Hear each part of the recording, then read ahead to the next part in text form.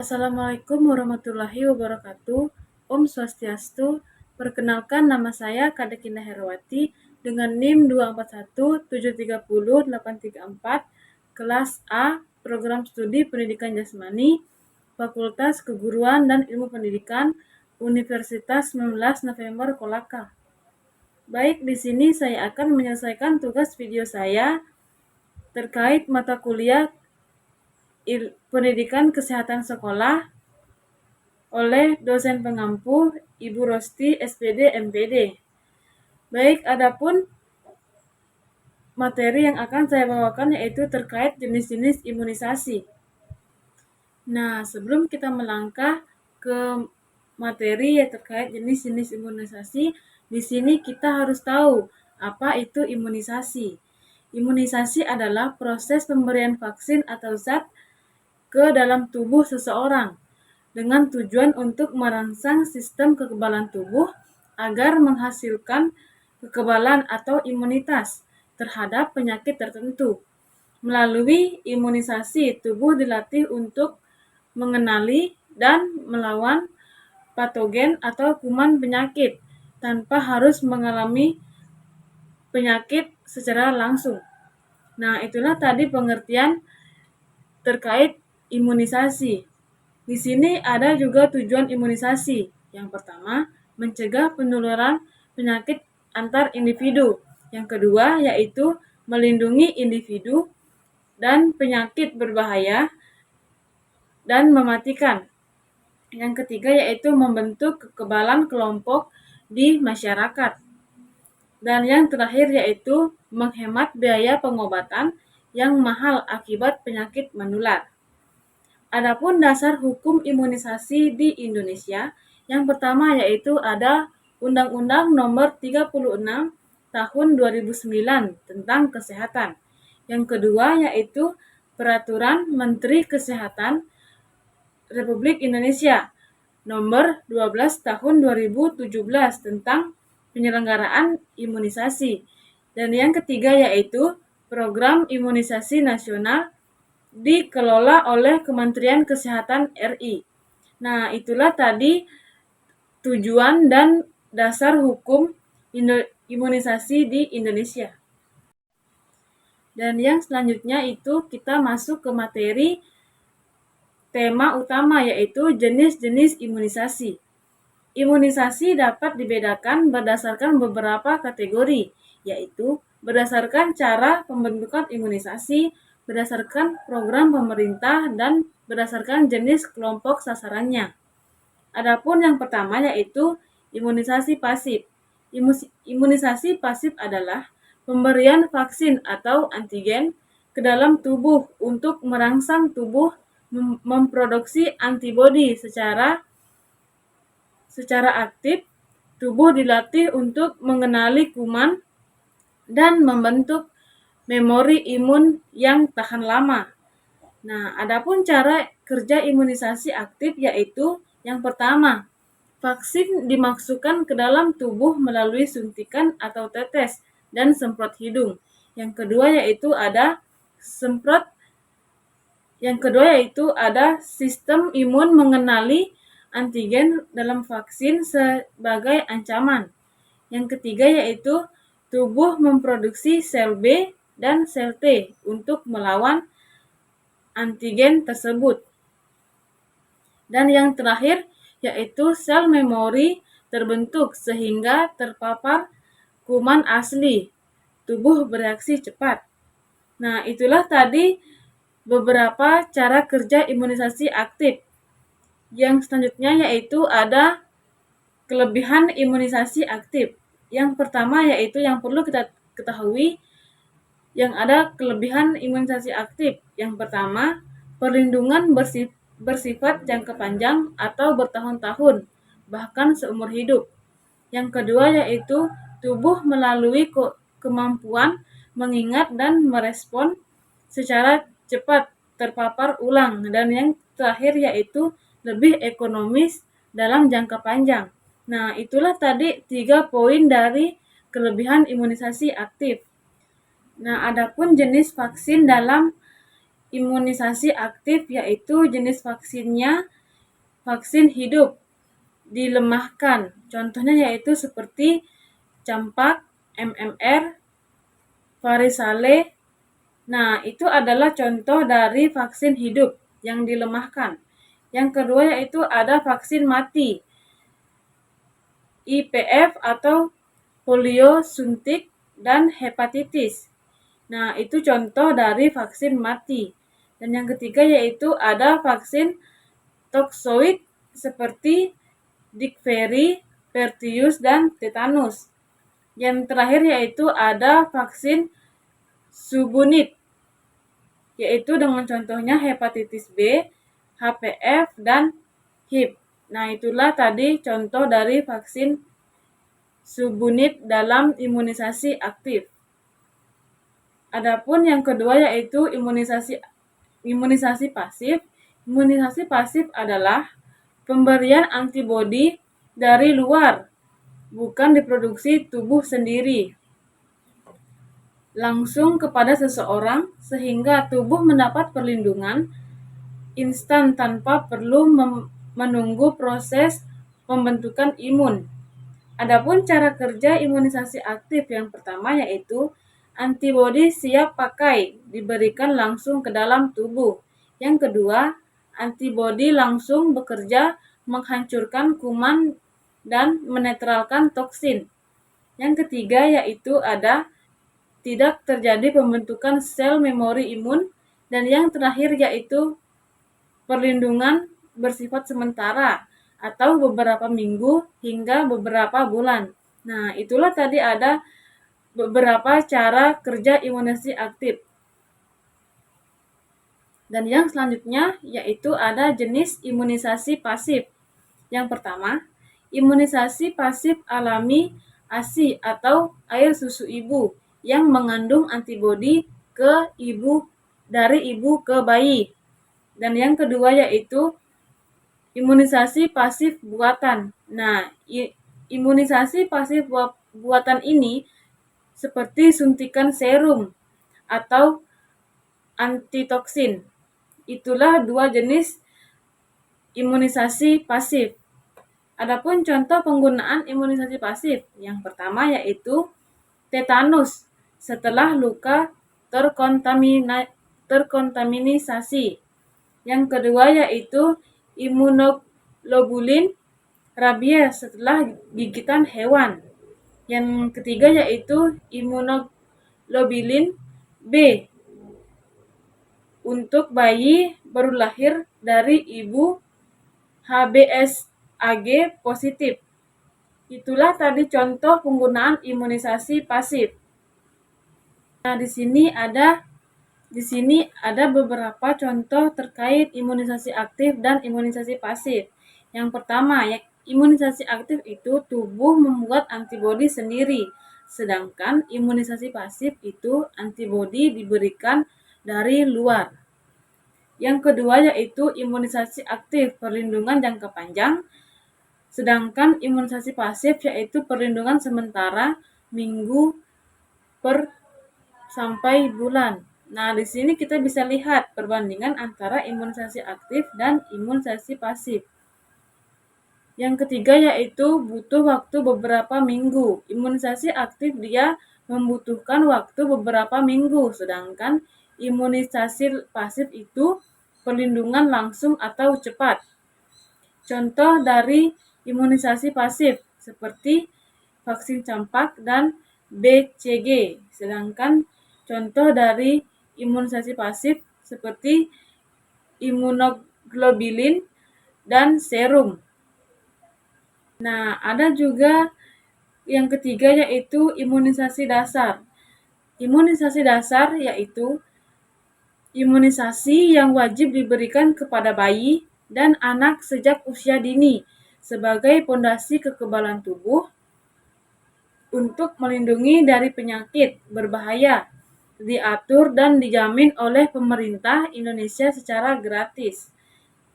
Adapun penjelasan tiap vaksin dasar, yang pertama yaitu vaksin BCG.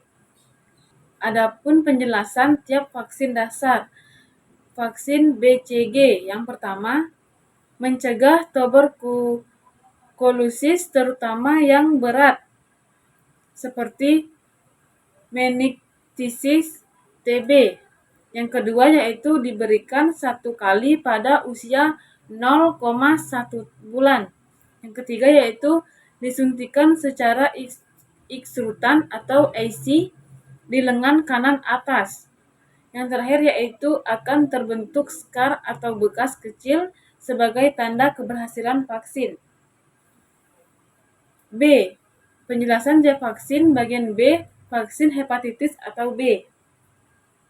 Mencegah infeksi virus hepatitis B yang dapat menyebabkan sirosis dan karakter hati atau kanker hati. Berikutnya yaitu HB0 diberikan dalam 24 jam pertama setelah lahir. Dan yang ketiga yaitu dilanjutkan dalam kombinasi BPT, HB, dan HIV pada usia 2, 3, dan 4 bulan. C. Vaksin polio. Vaksin polio mencegah penyakit yang dapat menyebabkan kelumpuhan permanen. Yang kedua yaitu OPV atau oral polio vaksin, diberikan dalam bentuk tetes melalui mulut. Yang ketiga yaitu ada IPV, diberikan dalam bentuk suntikan. Dan yang terakhir yaitu ada kombinasi OPV dan IPV, memberikan perlindungan optimal. Berikutnya yaitu ada vaksin BPT, HB, dan HIV atau vaksin pentavalent. Yang pertama yaitu melindungi dari 5 penyakit sekaligus dalam 5 suntikan. Yang kedua yaitu ada D, difteri atau infeksi tenggorokan yang membahayakan nyawa. Yang ketiga yaitu ada P, pertussis atau batuk rejan, batuk 100 hari yang sangat menular. T, tetanus atau kaku otot yang mematikan. HB, hepatitis B. Dan HIV, virus influenza tipe B atau meningitis. Adapun yaitu selanjutnya E, vaksin campak rubella. Vaksin campak rubella ini sering kita dengar di kalangan masyarakat kita. Vaksin campak rubella yang pertama yaitu untuk mencegah campak dan rubella atau campak Jerman. Yang kedua yaitu rubella sangat berbahaya jika terjadi pada ibu hamil dan menyebabkan cacat lahir. Yang ketiga yaitu diberikan pada usia 9 bulan dan diulang pada 18 bulan. Dan yang terakhir yaitu vaksin PFC, mencegah infeksi penyebab meningitis. Yang kedua yaitu diberikan pada usia 2, 3, dan 12 bulan.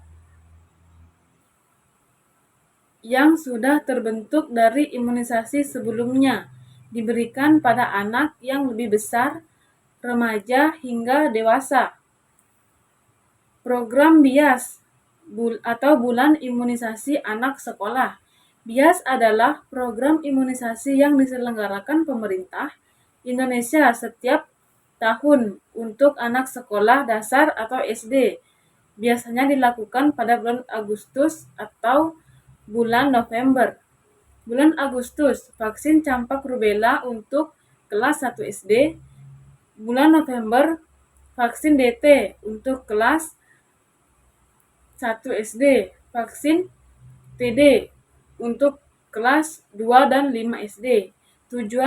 Tujuannya yaitu menjaga kekebalan anak usia sekolah dari penyakit menular berbahaya.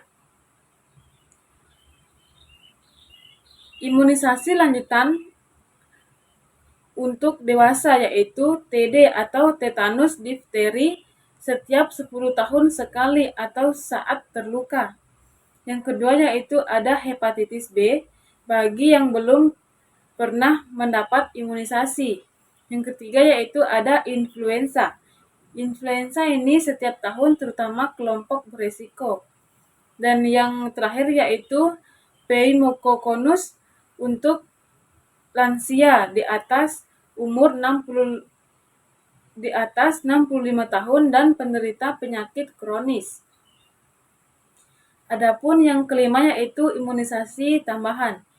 Imunisasi tambahan adalah imunisasi yang diberikan di luar imunisasi dasar untuk memberikan perlindungan perlindungan lebih terhadap penyakit-penyakit tertentu. Bersifat opsional namun sangat dianjurkan berdasarkan kondisi, kebutuhan, dan rekomendasi dokter. Adapun jenis-jenis vaksin tambahan itu ada beberapa. Yang pertama yaitu vaksin tifoid. Vaksin tifoid ini mencegah demam atau tipes yang disebabkan salmonella. Yang kedua yaitu dianjurkan untuk anak di atas usia 2 tahun dan dewasa. Yang ketiga yaitu diulang setiap 3 bulan. Setelah kita membahas 3 jenis imunisasi tadi, selanjutnya kita akan membahas imunisasi lanjutan atau booster.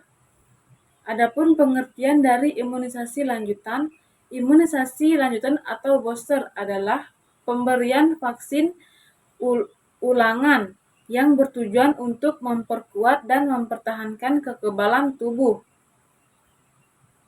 Yang kedua yaitu ada vaksin hepatitis A. Mencegah hepatitis A yang ditularkan melalui makanan atau minuman terkontaminasi. Yang kedua yaitu diberikan 2 dosis dengan jarak 6-12 bulan. Nah, yang terakhir yaitu dari vaksin hepatitis A ada dianjurkan untuk anak usia 2 tahun ke atas. Selanjutnya yaitu kita masuk ke vaksin varicella atau cacar air. Mencegah penyakit cacar air yang sangat menular, diberikan 1 dosis untuk anak 12-18 bulan. 2 dosis untuk usia lebih atau tua. Mencegah komplikasi secara pneumonia atau varicella dan infeksi kulit berat.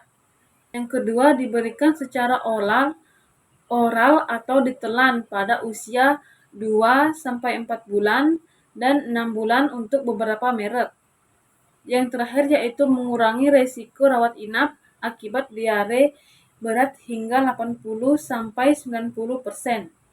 Yang ketiga yaitu ada vaksin meningitis. Yang pertama yaitu mencegah meningitis atau radang selaput otak yang dapat mematikan atau menyebabkan cacat. Yang kedua, wajib untuk jamaah haji dan umrah syarat dari Arab Saudi. Yang ketiga yaitu dianjurkan untuk mahasiswa asrama wisatawan tersebut.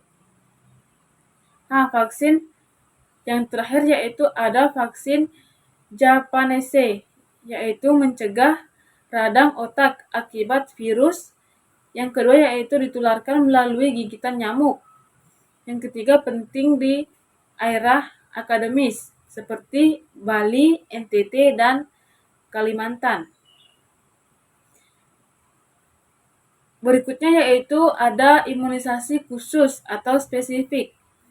Imunisasi yang diberikan pada kondisi atau situasi sekelompok tertentu. Yang pertama yaitu imunisasi untuk ibu hamil.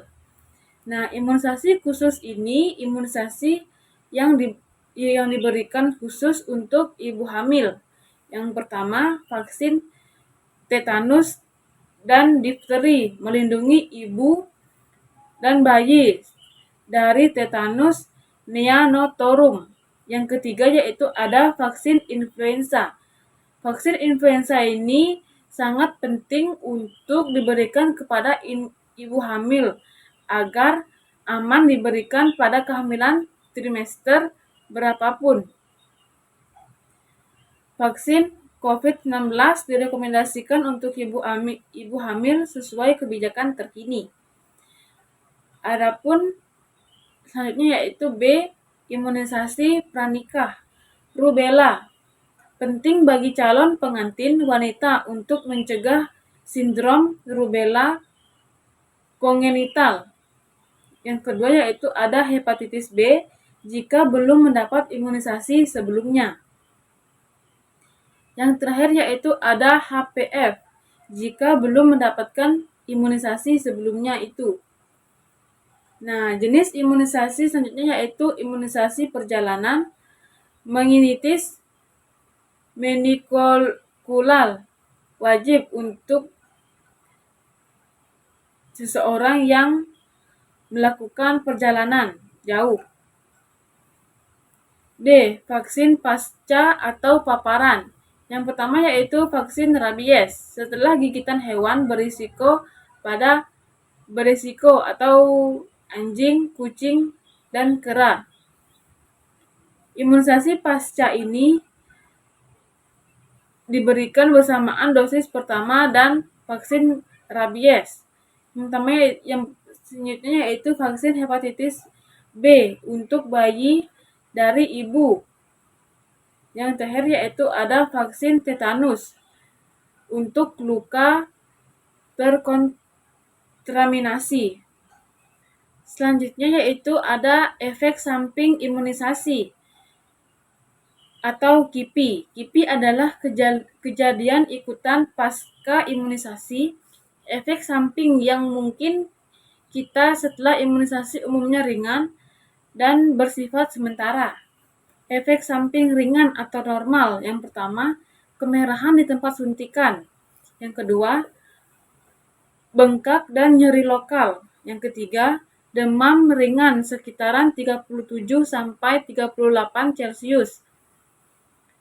Yang keempat yaitu ada rewel atau menangis pada bayi.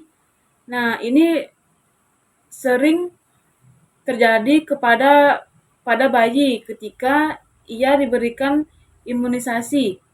Yang selanjutnya yaitu ada mengantuk atau lelah. Yang terakhir yaitu ada tidak nafsu makan sementara. Ada juga tanda yang perlu diperhatikan medis. Yang pertama yaitu demam tinggi hingga 39 Celcius. Yang kedua kejang demam.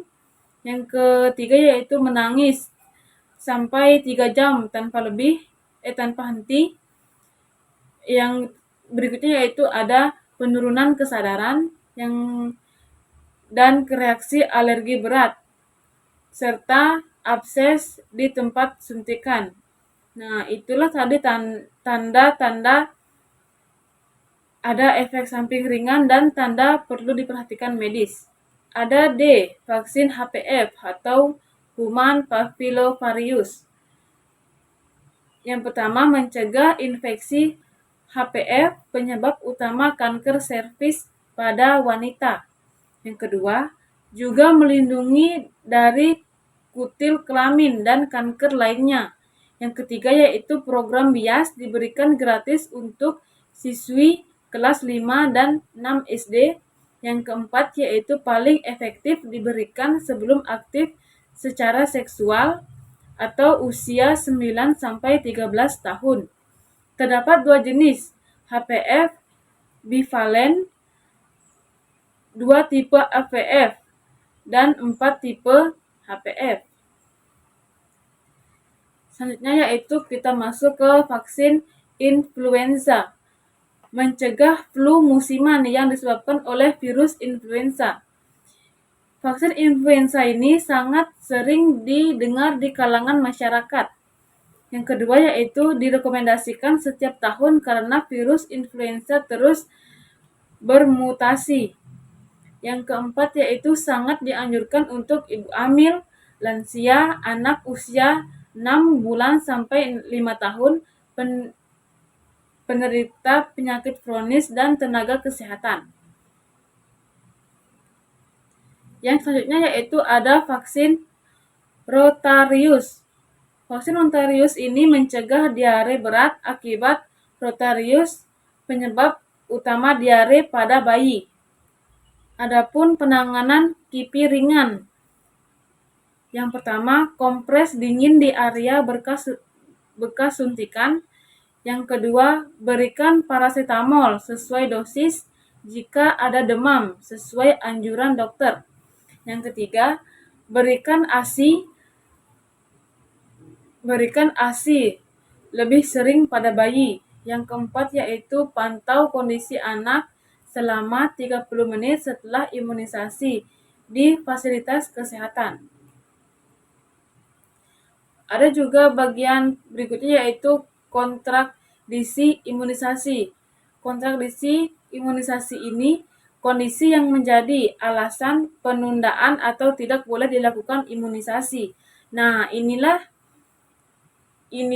beberapa kontradiksi imunisasi, tanda-tanda anak diberikan penundaan atau tidak boleh dilakukan imunisasi. Yang pertama yaitu alergi berat terhadap komponen vaksin sebelumnya. Yang kedua yaitu anak sedang demam tinggi saat jadwal imunisasi. Saat demam tinggi itu, anak imunisasi ditunda hingga sembuh. Yang ketiga yaitu gangguan imunisasi berat atau tidak boleh menerima vaksin hidup. Yang keempat, ada penderitaan leukemia atau kanker yang sedang di kemoterapi. Jika anak memiliki penderitaan ini, anak akan tidak dianjurkan untuk imunisasi. Yang berikutnya yaitu ada anak yang mendapat terapi dosis tinggi dalam waktu jangka 2 minggu. Yang terakhir yaitu ada bayi berat lahir sangat rendah. Beberapa vaksin ditunda hingga kondisi anak tersebut stabil. Nah, ada juga mitos atau fakta imunisasi. Mitosnya itu imunisasi menyebabkan autisme. Sedangkan fakta yang terjadi yaitu tidak benar. Penelitian ilmiah global membuktikan tidak ada kaitan antara vaksin dengan autisme. Yang kedua yaitu mitosnya itu imunisasi mengandung zat berbahaya. Nah, fakta yang terjadi, kandungan dalam vaksin sudah diuji keadaan dan keamanannya secara ketat oleh BPOM. Yang ketiga yaitu ada mitos juga anak sehat tidak perlu imunisasi. Nah, itu sangat salah karena anak sehat justru perlu diimunisasi agar tetap sehat dan tidak tertular penyakit. Yang keempat juga itu ada mitos vaksin bisa menyebabkan penyakit. Faktanya yaitu ada vaksin hidup dilemahkan, tidak ada menyebabkan penyakit pada orang dengan imunitas normal. Berikutnya juga ada mitos terkait terlalu banyak vaksin membebani imun. Faktanya itu sistem imun bayi mampu merespon ribuan antigen. Vaksin hanya menggunakan sebagian kecilnya itu. Yang terakhir yaitu ada juga mitos terkait imunisasi haram dalam agama. Nah, faktanya itu MUI telah mengeluarkan fatwa bahwa imunisasi diperbolehkan bahkan dianjurkan dalam agama. Berikutnya yaitu ada juga kekebalan kelompok.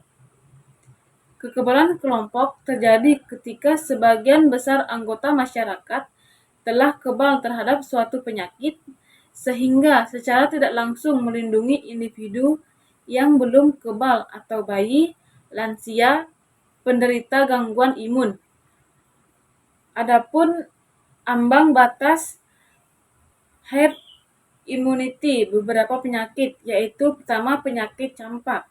Penyakit campak ini cakupan yang dibutuhkan 92-95%. Tingkat penularannya yaitu 12-18 sangat menular. Nah, terkait penyakit campak ini memiliki tingkat penularan. Yang kedua yaitu polio. Penyakit polio, cakupan yang dibutuhkan yaitu sekitaran 80 sampai 85%, tingkat penularan yaitu 5 sampai 7. Adapun COVID-19 yaitu cakupan yang dibutuhkan 70 sampai 85%, tingkat penularannya yaitu sekitaran 2 sampai 3 varian awal. Influenza. Penyakit influenza, cakupan yang dibutuhkan sekitaran 33 sampai 44% dengan tingkat penularan 2 sampai 3. Difteri. Penyakit difteri ini cakupan yang dibutuhkan 83 sampai 85% dengan tingkat ketularan 6 sampai 7. Nah, itulah tadi beberapa materi yang bisa saya sampaikan. Adapun yang terakhir yaitu terkait kesimpulan. Kesimpulan ini saya ambil dari beberapa materi yang saya sampaikan tadi. Yang pertama, imunisasi adalah upaya pencegahan penyakit yang terbukti efektif dan aman secara ilmiah. Yang kedua yaitu berdasarkan cara kerja imunisasi aktif, tubuh buat sendiri, dan imunisasi pasif itu antibodi dari luar. Yang ketiga yaitu berdasarkan program imunisasi dasar atau wajib dan gratis, lanjutan atau booster dan tambahan yaitu opsional.